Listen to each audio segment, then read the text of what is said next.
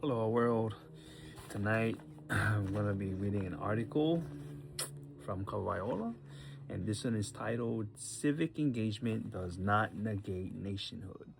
From the early political struggles of the Hawaiian Kingdom to the wide network of cultural advocates today, the story of Hawaiian Civic Organization is one of continuity, strategy, and responsibility over generations. In the 19th century, organizations such as Hui Kalai'aina and Hui Aloha Aina mobilized tens of thousands of Hawaiians to defend constitutional governance, national sovereignty, and the authority of the Hawaiian Kingdom.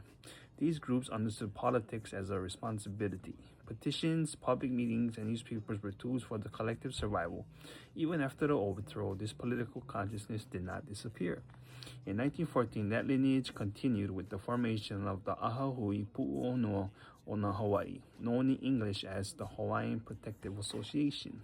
Organized under the leadership of Prince Jonah Kuhio Kalanianaole, alongside other Native Hawaiian political leaders, the association sought to protect Hawaiian welfare during the early territorial period. It addressed education, health, land loss, and economic marginalization, and it helped lay the groundwork for the Hawaiian Homes Commission Act. More than a policy group, it was an assertion that Hawaiians would continue to organize themselves, speak collectively, and advocate for their people even within a colonial system imposed upon them. By 1917, Kuhio recognized another crisis unfolding alongside political disposition. Hawaiian language and cultural practice were rapidly fading. English-only schooling, urbanization, and social pressure had disconnected many Kanaka from their language, traditional knowledge, history, and one another. Kanaka were navigating a society that devalued their identity while demanding their assimilation. Kanaka or Hawaiians, including himself, were feeling invisible in their own homeland. Kuhio understood that political advocacy without cultural grounding would not be enough. The survival of the Lahui required institutions that could restore confidence, transmit knowledge, and cultivate leadership rooted in Hawaiian values. In 1918, Prince Kuhio and his colleagues established what became the first Hawaiian Civic Club. The vision was intentional. The clubs would be non-partisan and non-sectarian. Judge Alexander G.M. Robinson recounted that he, Prince Kuhio, wanted Hawaiians to be educated. He wanted them to elevate each other.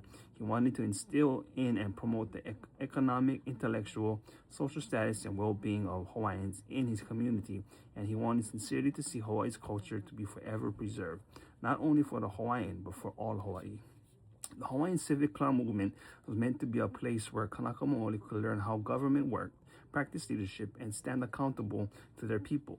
In other words, these clubs were created so Kanaka would not disappear from public life, but would be seen, heard, and uplifted.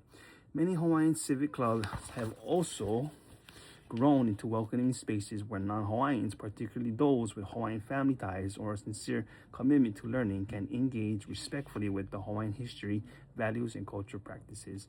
More than a century later, that vision endures. Currently, the Association of Hawaiian Civic Clubs includes about 60 clubs and nearly 4,000 members across Hawaii and the continent. Clubs provide scholarships, mentor youth, steward wahipana, restore taro fields and fish ponds, and host cultural education programs. They organize conventions, commemorations, teach protocol, and create spaces where Hawaiian language and practice are lived rather than archived. On the continent, civic clubs anchor diaspora communities, offering Kanaka far from home a place to gather, remember, and act together as Kanaka. This work takes place inside a political system created through the illegal overthrow and maintained through occupation. Civic engagement within that system does not negate the reality of Hawaiian nationhood, but it is a strategy for survival, harm reduction, capacity building, and self-government. Informed political participation allows Kanaka to protect land, language, and community while preparing leaders who understand law, policy, and networking. From Hui Kala'aina to Ahahui Pu'uonoa Ona Hawaii to the Hawaiian Civic Clubs of today, Hawaiian political organization has always been an expression of kuleana. The Hawaiian Civic Clubs carry that responsibility forward. They care for place, for people, for language, and for memory. They remind us that no matter the form of government, Kanaka has never stopped governing ourselves, organizing our communities, and shaping our future. Aloha.